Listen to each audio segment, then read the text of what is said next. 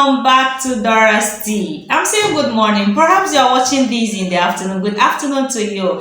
And if it's in the evening, good evening to you. Hope you had a wonderful day. Yes, as it was said long time ago that we are going to be discussing the story of creation. Yes, we are here to go into details. Yeah. So if you haven't gotten yourself tea, please try get yourself tea while you sit back. Today we are going to be discussing just Genesis chapter 1 verse 1 and verse 2. These two verses are what we are going to lay our hands on this video. So get yourself a glass of tea while you sit back to listen to the story of creation. We'll be back in a jiffy.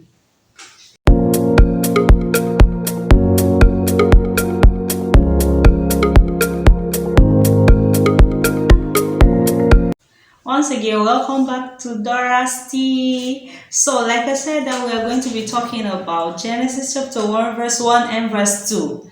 Yes, are there difference between Genesis chapter 1 and verse 2? This is where the story of creation started. From verse 1, the Bible says, "In the beginning, and God created the heavens and the earth." There is a full stop. Verse 2 says, "Now the earth was." You can hear now. There is an argument that when God created heavens and earth, first heavens existed before the earth. If we are to go by what the Bible has written, heavens is what has been created first before the earth.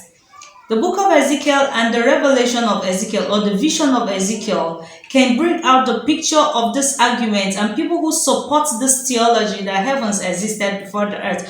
There is no argument to dive into if really we want to be truthful that heavens was first created before the earth. There is no argument about that. But has heaven existed before the earth? Possibly, yes.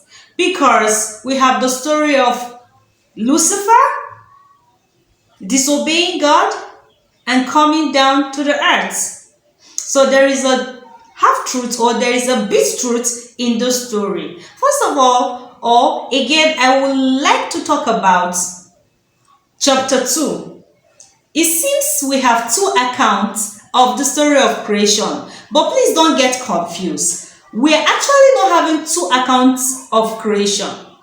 Chapter 2 is just, in a way, getting himself into the past, or where we are coming from, which is verse 1.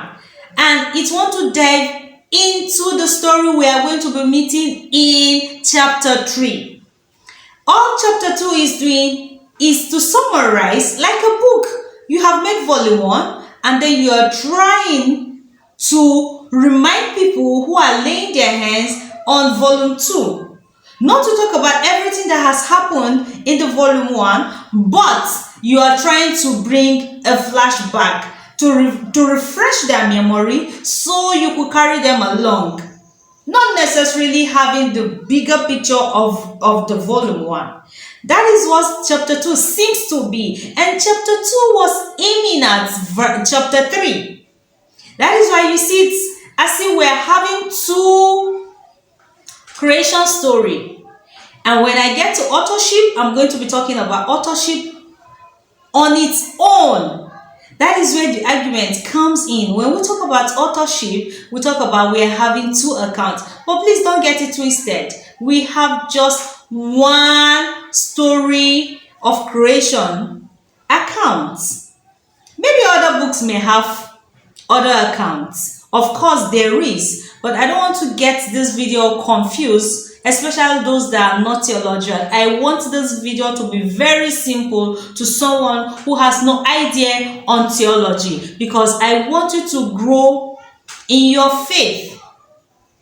In your faith. Yes. So I am talking about verse 1 of chapter 1 and verse 2 of chapter 1. So verse 1 provides us with heavens and on earth. For the fact that heavens is mentioned, or heaven is mentioned first, that says that heaven has been in existence before the earth.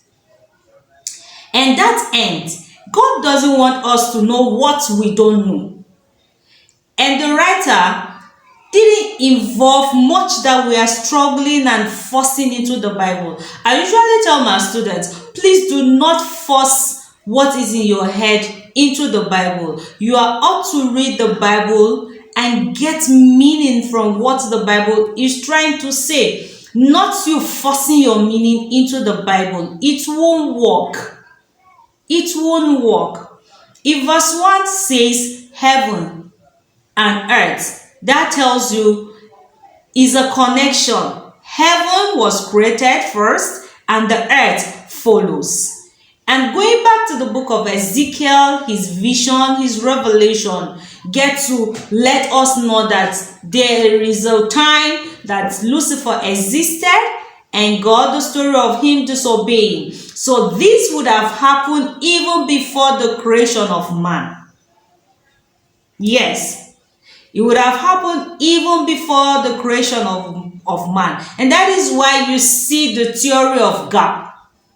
Because from that chapter 1, from that verse 1 to verse 2, there is a gap. Indeed, there is a gap. No one can talk about day until God called it day. In verse 4 and 5, then we had day 1. Nothing to be worried about. Follow this video gradually and we'll get to the end of everything. So let's come to verse 2. Verse 2 says the earth was void, it was empty, and the Spirit of God was hovering around. And while the earth was created, darkness has already been established. Darkness wasn't created outside the earth. But the Bible says, and there was darkness. Until God said, let there be light, before there was light. So what are you thinking? Are we on the same page? Are you reasoning and thinking what is in my head? The darkness is already in existence. And God said, let there be light first. So, darkness is being found right there in the earth. I want to make this video to be as short as possible that I can so that I will attend to your questions. When I attend to your question, it will help me to go further. So I want to stop this video at this point so that you ponder on it. Send me your questions on comment section. I'll be going through them to prepare me to answer those questions before we dive into verse 3, verse 4, and verse 5. So thank you for staying tuned, and let's do a cheers to our tea. If you never got yourself a tea, please next time while watching Dorastea, try to bring your tea on the channel. So I ask again, what is Dorastea without the tea?